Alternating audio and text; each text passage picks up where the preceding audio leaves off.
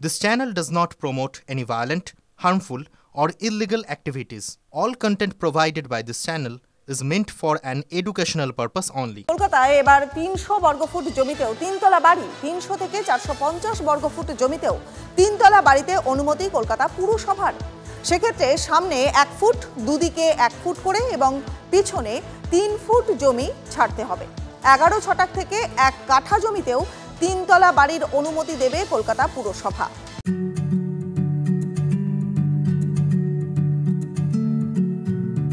48 वर्षों की शैक्षणिक उत्कृष्टता के साथ 23 से भी ज्यादा प्रमुख बीटेक प्रोग्राम्स और 600 से अधिक अंतर्राष्ट्रीय छात्रों के साथ विज्ञान डीम्ड टू बी यूनिवर्सिटी देश की बेहतरीन यूनिवर्सिटी में से एक है। নির্মীয়মান বাড়ির ক্ষেত্রে ওপরে বোর্ডে লিখতে হবে ওই বিল্ডিং সংক্রান্ত তথ্য। বোর্ডে স্ট্রাকচারাল ইঞ্জিনিয়ারের নাম লিখতে হবে, জমির মাপ কত, কততলা বিল্ডিং, প্ল্যান স্যাংশনের নাম্বার সেটাও লিখতে হবে। ২০,০০০ বর্গমিটারের উপরে নির্মাণের ক্ষেত্রে বিশেষ নিয়ম, সেখানকার ডিসপ্লে বোর্ডে দূষণ ক্লিয়ারেন্স সার্টিফিকেটের উল্লেখ করতে হবে বলে জানালো পুরসভা। কলকাতা পুরসভার মেয়র পরিষদ বৈঠকে সিদ্ধান্ত নেওয়া হলো ছোট থেকে ছোট জমিতে তিনতলা বাড়ি তৈরির অনুমতি দেওয়া হবে। অর্থাৎ সেই জমি যদি ৭ ছটাকও হয় সেক্ষেত্রেও তিনতলা তৈরির অনুমতির ক্ষেত্রে কোনো রকম বাধা দেওয়া হবে না।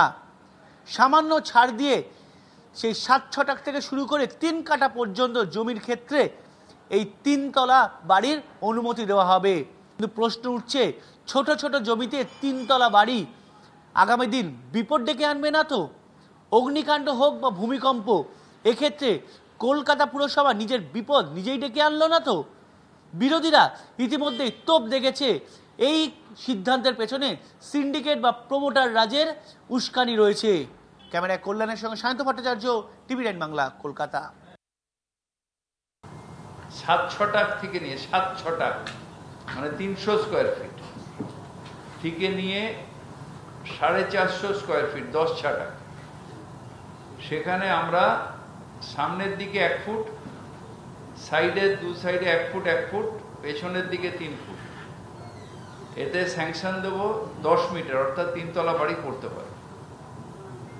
ঠিক আছে, ১১ ছটাক, ১০ ছটাক বললাম, ১১ ছটাক থেকে ১ কাঠা, সেখানে আমরা তিনতলা বাড়ির আবার পারমিশন দেবো। সামনে শুধু ১.৫ ফুট, দু সাইডে ২ ফুট ২ ফুট, আর পেছন দিকে ৪ ফুট জায়গা ছাড়তে হবে। তিনতলা বাড়ি ১০ মিটার। তার জমির সয়েল টেস্ট হলো না, জমির অবস্থা কি সেই জায়গার জানতে পারলাম না। যে কোনো জায়গায় এইভাবে তিনতলা বাড়ি হয়ে গেলে এই বাড়িগুলো তো ওই দেশলাইয়ের, আমরা আগে জুতোর বাক্স দিয়ে যে বাড়ি বানাতাম ওয়ার্ক এডুকেশনের, অনেকটা সেই রকমের বাড়ি হবে। এবং এই বাড়িগুলো তাসের বাড়ি আমরা শুনেছিলাম চিরকাল, সেই তাসের বাড়ির মতন এই বাড়িগুলো যখন তখন ভেঙে পড়বে। মানুষ ভাবতে পারেন সাময়িকভাবে যে আমি অনেকটা রাহাত হলো, আমি অনেকটা সুযোগ পেলাম, কিন্তু মানুষের নিরাপত্তার কথা কোথাও ভাবা হলো না।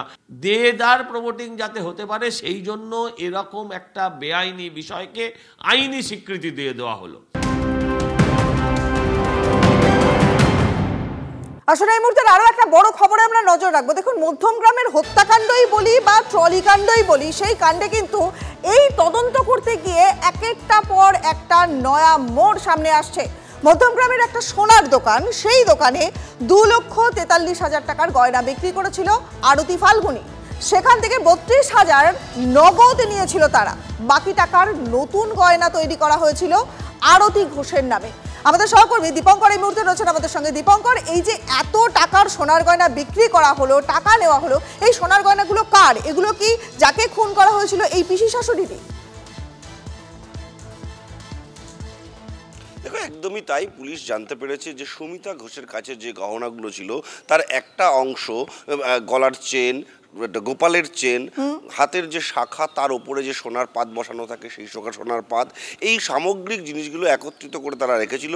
তারা যেমন বউবাজারের সোনার দোকানে গেছিল, সেখানে গিয়ে যেমন সোনা অর্ডার দিয়ে সেখানে 50,000 টাকা সুমিতা ঘোষের অনলাইন পেমেন্ট হয়েছিল, ঠিক তার উল্টোটা করেছিলেন যখন তারা চলে আসলেন মধ্যমগ্রামে সন্ধ্যাবেলা। অর্থাৎ 23 তারিখে খুন করবার পর 24 তারিখের ঘটনার কথা বলছি। 24 তারিখ সন্ধ্যাবেলা যখন চলে আসলেন সেই সময় কিন্তু এখানে এই মধ্যমগ্রামের সোনার দোকানে যান এবং সেখানে সেখানে 2,43,000 টাকার সোনার গহনা তারা বিক্রি করেন, যার মধ্যে 32,000 টাকা ক্যাশ নেন এবং বাকি টাকা দিয়ে আবার চেন, বাউটির ওপরে পাত বসানো, নাকচাবি, কানের দুল এগুলো তারা নেন।